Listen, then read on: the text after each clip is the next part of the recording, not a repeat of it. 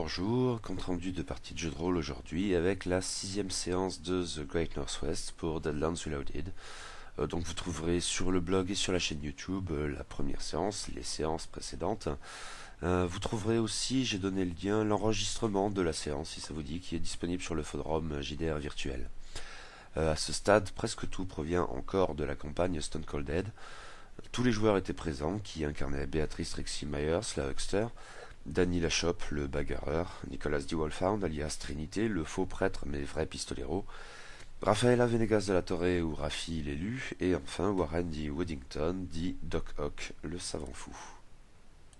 Danny a renoncé à faire son rapport au shérif Russell Drent concernant les événements survenus dans le port. Le shérif est visiblement en train de se faire passer un sérieux savant par Gamblin Joe Wallace, ce n'est vraiment pas le moment. Danny ne s'attarde donc pas car il a bien mieux à faire.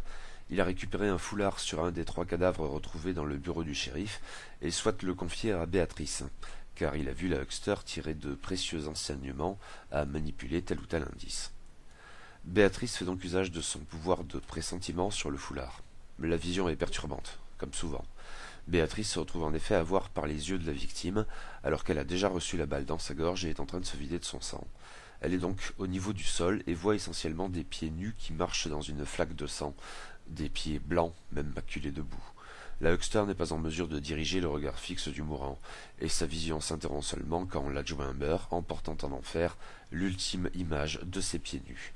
Béatrice rapporte ce qu'elle a vu à Danny. Le lendemain, après une nuit guère réparatrice car lourde de tension, Nicolas a veillé quelques heures à la fenêtre de sa chambre du Washington, voyant passer de temps à autre quelques adjoints qui patrouillaient. Les adjoints Danny et Rafaela supposent qu'il est bien temps de s'entretenir avec le Drent de tout ce qui s'est passé la veille, ainsi que de ses instructions. Béatrice décide de les accompagner. La ville ne va pas bien, d'une certaine manière c'est palpable, une sacrée gueule de bois. Mais Crimson Bay est tout de même active. D'autres adjoints s'occupent de conduire les 125 joueurs inscrits au tournoi à la sortie de la ville, ou à la gare, ou au port. Danny et Rafaela n'ont pas été contactés à cet effet, mais ils se doutent que cela fera partie des tâches que leur confiera Drent. Le shérif est dans son bureau. Il a visiblement passé une très mauvaise nuit. Ses traits sont marqués par la colère autant que par la fatigue. Danny fait son rapport sur l'attaque de la pieuvre géante. Drent en avait eu quelques échos. Le rapport est tardif, mais effectivement, il n'avait vraiment pas envie qu'on le fasse chier avec ça hier au soir. Danny a bien fait d'attendre. Drent constate que Raffi est blessé. Si son adjoint a besoin d'un congé, il ne s'y opposera pas, mais en même temps, il a vraiment besoin de tout le monde en ce moment. Pas de problème. Le shérif constate aussi la présence de Béatrice. Que veut-elle? Eh bien, s'il a besoin d'une aide supplémentaire, vu ce qu'il en a du tournoi, il réfléchit. Il n'a pas d'étoile à lui confier, il ne va pas en ramasser une sur le cadavre d'un de ses hommes, mais si elle veut l'aider, il ne va pas l'en empêcher. Certainement pas. Silence, puis le shérif, évacuant l'idée du port, ordonne à ses désormais 3 adjoints d'aller s'occuper du départ des joueurs à la gare. Pendant ce temps, Nicolas et Warren vont rendre une petite visite à Josh Newcomb, le rédacteur en chef du Crimson Post. Les bureaux ne payent pas de mine. Le journaliste est assis derrière une table, l'air colérique et un peu affolé quand il voit Nicolas, qui s'étonne de ce que le journal n'ait encore rien dit de ce qui s'est passé la veille. Le journaliste grogne que le faux prêtre s'y connaît pourtant en entrave à la liberté de la presse. Un adjoint arrive par la porte de l'imprimerie et s'installe sur un tabouret, sans un mot, tout sourire, tandis que Newcomb explique que non, il n'y aura pas d'édition spéciale aujourd'hui, alors qu'il aurait dû y en avoir 2. Le vol, oui, mais aussi la pieuvre, il avait raison. Nicolas interrogerait bien le journaliste sur ce qui s'est produit au bureau du shérif, mais, indiquant l'adjoint, Newcomb se contente de répondre qu'on lui interdit d'en parler, avançant seulement que parfois la vérité est bien étrange. Nicolas sait qu'il n'en tirera pas davantage, mais avant de partir, Warren souscrit un abonnement au Crimson Post, ce qui ravit Newcomb, qui offre de lui livrer les éditions spéciales en personne. Du moins d'ici 3 ou 4 jours, le temps qu'on l'autorise à nouveau à faire son travail. Nicolas et Warren sortent. Le scientifique suppose qu'il pourrait être intéressant d'en parler à Danny et Rafaela. Peut-être l'un des deux pourrait-il être affecté à la surveillance du journaliste. Danny, Rafaela et Béatrice sont à la gare, un petit bâtiment dépendant d'une ligne très secondaire et qui se fera sans doute rapidement absorber par la Iron Dragon de Kang. Seuls 2 trains passent chaque jour, un qui vient de Portland et l'autre de Shanfan. Les voyageurs sont essentiellement des joueurs floués du tournoi de poker, mais il y a quelques autres personnes qui prennent le train pour des raisons qui leur sont propres. Un constat que fait Danny, qui n'en revient pas qu'on les laisse partir sans les fouiller. Il prend sur lui d'ordonner la fouille des bagages de tous les gens sur le départ. Les autres adjoints sur place concèdent aisément qu'il a sans doute raison et entreprennent de vérifier les affaires de tout le monde, ce qui n'est pas sans susciter quelques grognements indignés, d'autant que Béatrice, plus habile à convaincre que Danny, a emporté la décision par son bagout. Les joueurs qui ont perdu face à elle n'en sont que davantage agacés, percevant cela comme une humiliation. Les adjoints s'en moquent, ils ont d'autres préoccupations. La politique de Drent et Wallace visant à évacuer en priorité les éventuels perturbateurs de l'ordre public est-elle vraiment pertinente en pareil cas? Raffi elle-même dit que si la décision lui avait appartenu, elle aurait bien au contraire bouclé la ville. Mais les fouilles ne révèlent rien de suspect. Les sarcasmes de Béatrice, n'hésitez pas à revenir à Crimson Bay, passent très mal, y compris auprès des autres adjoints, au point où Danny lui donne un coup d'épaule qu'elle arrête ses conneries. Pendant la fouille, Rafaela est discrètement appelée par un homme qui a l'air nerveux et se présente comme étant Mike Paltron, l'homme qui était supposé garder l'atelier de Tom Jenkins la veille. Mrs. Jenkins en avait parlé. Il s'éloigne un peu pour discuter en privé, mais à portée de vue de Danny et Béatrice. Paltron cherche ses mots, il est visiblement très embarrassé. Il explique qu'il ne se passe jamais rien à l'écurie. Alors oui, il a abandonné son poste vers 23 heures pour aller boire un verre au Gold Digger et assister au tournoi. Mais en repartant vers minuit, il dit avoir vu les hommes qui ont attaqué le bureau du shérif. Ils étaient 3, avec des cagoules et des sacs dans les bras. Paltron a entrevu un cadavre dans le bureau et craint d'être lui aussi sur la liste des bandits en tant que témoin gênant. Il a passé le reste de la nuit à se cacher, sans oser retourner à l'atelier. Paltron insiste sur le fait qu'un des hommes était pieds nus, et il ajoute « Il y a vraiment que des négros pour faire un truc pareil ». Il est formel, les 3 hommes étaient des noirs, on le voyait aux jambes et aux bras.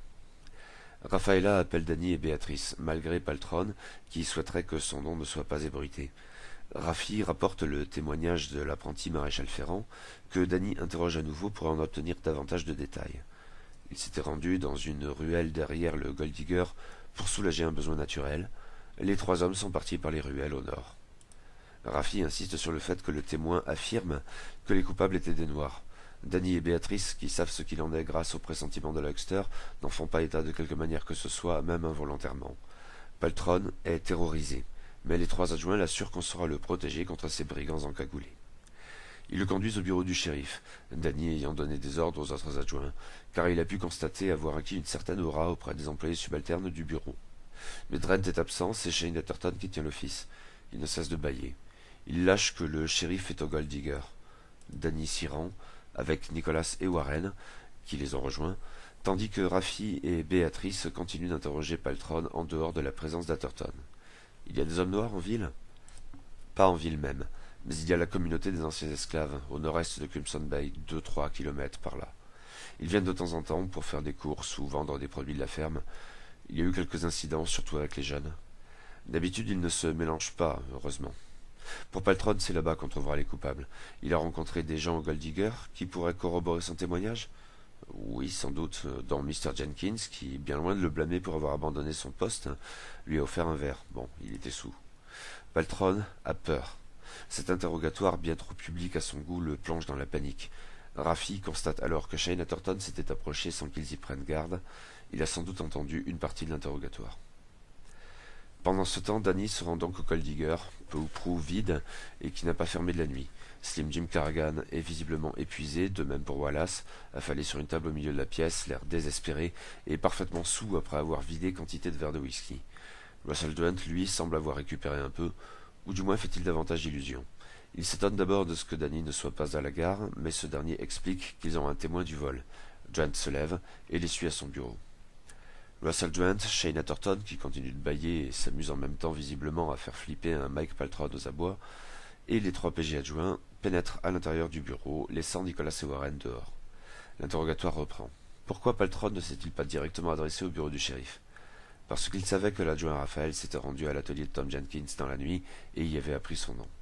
Il refait le même témoignage en apportant quelques précisions. Il devait avoir 4 ou 5 sacs en main. Il y en avait 2 qui avaient des couteaux. Il a bien entendu un coup de feu rétrospectivement, mais très étouffé, et il ne l'avait pas compris sur le moment. Raffi ne cesse de le presser sur les heures qu'il a mentionnées, en lui tendant quelques pièges, dans lesquels Paltrow ne tombe pas. Dredd comprend ce petit jeu sans intervenir. Atherton trouve ça très amusant. Ce dernier dit enfin qu'ils vont garder Paltrow pour assurer sa sécurité, en posant une grosse patte sur l'épaule du témoin. Pour Dren, ce témoignage change tout. Ils ont maintenant des suspects et ils peuvent agir. Raffi n'en est pas convaincu. C'est un témoignage bien flou. Simplement dire que des Noirs avaient fait le coup ne permet pas de suspecter véritablement qui que ce soit, d'autant plus que c'est un témoignage unique, en tant que tel insuffisant. Trent la regarde, l'air amusé. Sans déconner. Testis nous, testis nullus. Il m'est arrivé d'entendre ça dans l'Est, mais alors j'aurais jamais cru que quelqu'un le ressortirait à Crimson Bay. Non, il ne va pas s'embarrasser de cette délicatesse procédurale. Il va enquêter, c'est son boulot. On verra si le témoignage est confirmé ou pas. Raphaël a un problème avec ça? Danny intervient avant que ses camarades ne répondent. Non, non, pas de problème. Mais Raffi ne lâche pas l'affaire. Elle veut faire une enquête de voisinage. Peut-être y a-t-il d'autres témoins qui, comme Paltron, ont eu peur de parler. Le shérif ne s'y opposera pas et concède que ça pourrait être utile. Quant à lui, il va discuter de ce témoignage avec Wallace pour déterminer la suite des opérations. Au bureau du shérif, les sarcasmes de Béatrice ne font plus rire Atherton, qui devient agressif et lui dit de dégager. Elle sort. Mais Danny, de son côté, fait le tour du bureau et parvient à attraper quelques mots de la conversation entre Atherton et Paltron. L'adjoint multiplie avec jubilation les insinuations sur un ton menaçant. Paltron n'est pas allé le voir lui en premier? Il s'en souviendra. Mais Danny n'entend pas de coup ou quoi que ce soit d'autre. Rafaela compte travailler méthodiquement et se rendre notamment dans les commerces du voisinage du bureau du shérif, ceux du moins dont les gérants vivent sans doute à l'étage. Elle se rend tout d'abord à l'épicerie de Mr. Talbot. C'est un magasin général de base, beaucoup de choses à vendre, très diverses, dont le meilleur café de Crimson Bay, pas mal de matériaux de construction. Une réserve abrite du charbon et du bois dont Mr. Talbot fait régulièrement des livraisons à travers toute la ville. Le gérant est très aimable, mais n'a absolument rien à dire sur ce qui s'est passé la veille. Il était au Gold Digger comme tout le monde. Il est veuf par ailleurs, il n'y avait personne chez lui. De leur côté, Nicolas et Warren se rendent à l'usine de munitions au nord de la ville, à un peu moins de 2 kilomètres de là. Il y a du trafic, par exemple pour livrer des blouses à nettoyer à la blanchisserie de Mr. Fong. L'usine n'est pas entourée d'un grillage ou quoi que ce soit d'autre, mais 2 hommes armés montent la garde à l'entrée. Warren se présente, déroulant ses diplômes. Mr. Wallace a dû leur en parler. Il devait venir pour jeter un œil aux machines. Un premier garde dit que Wallace n'a pas mentionné le scientifique dont il se moque. Ça doit être parce que moi je suis diplômé de l'université de mon cul. Mais l'autre est plus conciliant. Oui, le maire leur a parlé de ce type avec le harnais dans le dos, avec ses bras mécaniques bizarres. Mais après ce qui s'est passé hier, ils n'ont aucune envie de prendre le moindre risque. Si le savant peut revenir avec une autorisation de Wallace. Il jette aussi un œil à Nicolas, le prêtre avec le chouette sermon, comme quoi c'est bien d'aller aux putes. Elle est pas lourde, cette croix? Nicolas tend à se montrer agressif. Mais le premier garde est trop bête pour vraiment comprendre qu'on se fout de sa gueule. L'autre sourit, mais sa position demeure. Pas de visite sans un mot spécial de Wallace. Raffi poursuit son enquête de voisinage et se rend à la boutique de Samantha Goggins. C'est une échoppe relativement petite vue de l'extérieur, mais très bien aménagée. Il s'agit surtout d'un commerce de vêtements, pour hommes et pour femmes, pour tous les usages, pour toutes les bourses. Les manières de la pimpante propriétaire, la soixantaine, laissent suggérer qu'elle a déjà fait sa vie et mis pas mal d'argent de côté. Elle aime son métier et fait preuve d'un goût très sûr. C'est aussi une redoutable commère qui, après avoir servi le thé à Raffi, la preuve de ragots en tout genre, faisant toujours intervenir le même groupe de 5 sources, des petites vieilles curieuses et bigotes dans son genre. Mais impossible d'en tirer quoi que ce soit de concret, ou a fortiori d'utile. Danny et Béatrice, quant à eux, se rendent à l'atelier de Tom Jenkins, le maréchal ferrant, qui a visiblement une terrible gueule de bois. Pas si fort. Il multiplie les promesses d'ivrogne. Plus jamais ça. Danny l'interroge sur Mike Paltron, mais Jenkins ne saurait dire s'il l'a croisé au Gold Digger la veille. Il ne lui manque pas de chevaux, non. Il y a toujours quelqu'un pour surveiller, vous savez. Béatrice sourit, et on obtient l'adresse de Mike Paltron dans la partie sud-ouest de la ville. Accompagné de Nicolas, Warren, déçu par sa tentative infructueuse à l'usine de munitions et tout autant au port, le cadavre de la pieuvre géante, s'il y en a un, a coulé, impossible de l'étudier. Les hommes de la capitainerie sont en Mossad suite à la mort d'un des leurs. Warren donc se rend à son laboratoire dans la clinique du docteur Lightgo. Il ne dérange pas outre mesure ce dernier, mais évoque tout de même avec lui la justesse des prédictions de Josh Newcomb. Le docteur ne le prend pas au sérieux pour autant. Même une horloge cassée indique la bonne heure 2 fois par jour. Mais ce n'est pas un mauvais bougre, certes. Et le docteur relève qu'un jour, John Brims lui avait tenu un discours assez similaire, comme quoi le journaliste, parfois, verrait bien des choses qui s'avéraient étrangement fondées. L'inviter aux réunions, pourquoi pas? Mais dès l'instant qu'il ne s'agit pas de se moquer de lui. Warren rassure le médecin, ça n'est certainement pas son intention. Après quoi, le savant fou se rend donc dans l'atelier où il travaille sur une idée qui lui trotte dans la tête depuis quelque temps, la conception d'un outil destiné à aveugler les adversaires, et de lunettes spéciales qui lui permettraient de ne pas en être affecté. Il entend mettre Nicolas à contribution, mais le faux prêtre est obsédé par l'idée d'une machine à bénir, idée qui stupéfie le savant fou. Nouvelle étape de l'enquête du côté de Danny et de Béatrice, le Red Bear, dont le patron, Jeff Liston, l'a un peu mauvaise, lui qui comptait avoir plein de clients en raison du tournoi de poker, et ce dès l'inauguration. Mais Danny aimerait surtout parler d'Atherton. Il en obtient l'adresse, pas un grand secret. Mais Liston, qui devine les intentions de Danny, le met en garde. Atherton est un type dangereux. Mieux vaut réfléchir avant d'agir, hein. Béatrice le comprend très bien. Il fait visiblement peur à tout le monde en ville. La pique atteint Liston. Il n'en a pas peur, lui, non. Il sait que, tout crétin qu'il soit, Atherton a tout de même un certain instinct de survie. Mais le kidam de Crimson Bay ne bénéficie pas de la carrure de l'extra-peur. Alors oui, les gens ont peur de l'adjoint, mais comme ils ont peur de Drent, dans un style différent. Wallace n'a pas peur du shérif, non, il a décidé une bonne fois pour toutes de détourner les yeux des affaires de police dans sa ville. Mais les autres... Justement, Béatrice a du mal à comprendre pourquoi Drent garde Atherton dans ses rangs. Parce que c'est un molosse, un méchant. Prêt à faire toutes les crasses sans discuter. Il est dénué de tout sens moral. Et c'est aussi un petit chef, trop con pour avoir de l'ambition. Mais les petits chefs, c'est souvent pire que les chefs.